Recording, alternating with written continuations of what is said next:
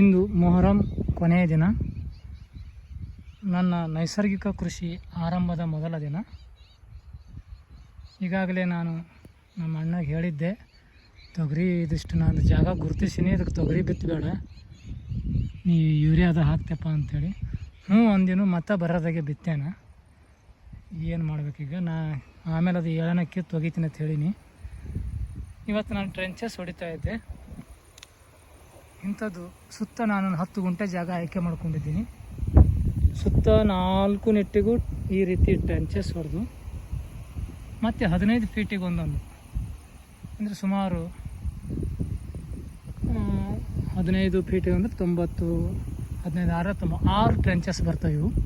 ಸುತ್ತ 4 ನೆಟ್ಟಿಗೂ ಒಂದು 2 ಫೀಟ್ ಅಗಲ, 1 ಫೀಟ್ ಆಳ, ಸುತ್ತ 4 ಚೌಕಾಕಾರ ಬಂದು, ಇನ್ನು 6 ಮಧ್ಯದಲ್ಲಿ ಒಟ್ಟು 6 ಟ್ರೆಂಚಸ್ ಬರ್ತವೆ.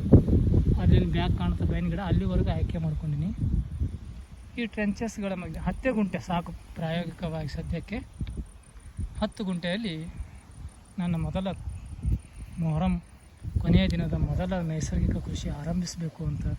ಇವತ್ತು ರಜೆ, ನಾಳೆ ರಜೆ, 2 ದಿನ ಇಲ್ಲಿ ನನ್ನ ಕಾರ್ಯ. ಹಾಗಾಗಿ ನೋಡೋಣ ಏನಾಗುತ್ತೆ. ಪ್ರಯತ್ನ ಅಂತೂ ಮಾಡೋಣ.